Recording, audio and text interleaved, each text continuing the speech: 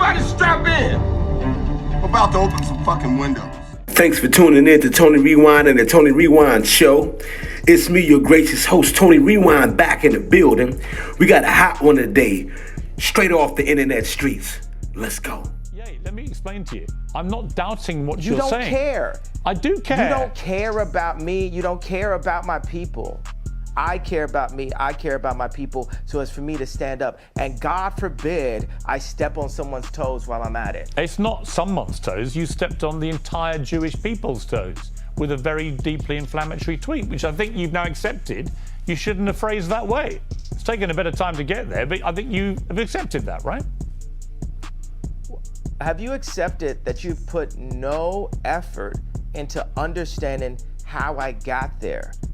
I don't think, honestly, 10 years from now, honestly, I don't think there is any. You're going to apologize to me about this interview. No, I'm not. You're going to apologize to me about this interview within the next 10 years. No, I'm not, because here's the thing. Mark my words. I don't doubt you've had. It's very one-sided. No, it's not. It's very white-sided. Oh, come on, It's very one-sided. It's very like.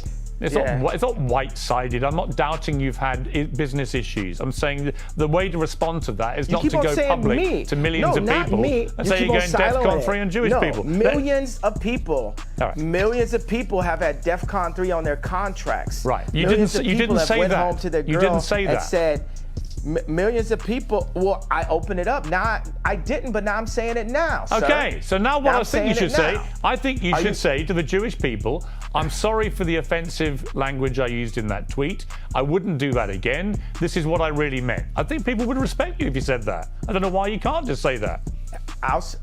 You know when I'll say it? When I sit down with the people who write out the contracts for the NBA and for the NFL and for professional music and for acting contracts.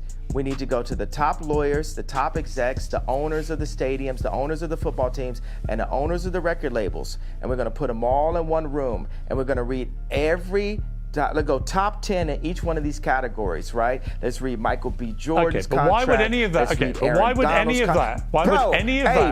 Hey, bro, I ain't finished. I ain't finished my sentence. Nothing you're saying has anything to do with regret. Hey, boy. Don't call me boy. Don't finish. I told you.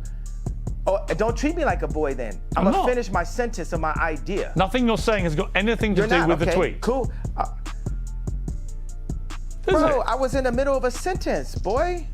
Okay, so are you going to allow me to finish my sentence? Yes. If you then answer my question. Okay, so I'm going to tell people when I would apologize for the tweet. This is what has to happen first. I need all of the top executives in Hollywood. I need the top executives at the NBA and at the NFL. We'll do those two sports specifically. And I want the top executives in music, dealing with publishing, dealing with like Spotify and Apple Music and Universal Music and all the top let's do like 5 top execs there. And I want to look at the top 10 earners in each one of those fields' contracts openly. We want to compare and contrast the contracts. And then once we open that conversation, and we need to do it on a platform live with lawyers asking questions, and we'll have the top lawyers like a Johnny Cochran, Robert Kardashian level legal team, looking at all of these contracts together. After that moment happens, then I will say, I'm sorry. Okay, if that's your position, that's clear. Interview adjourned. Love you.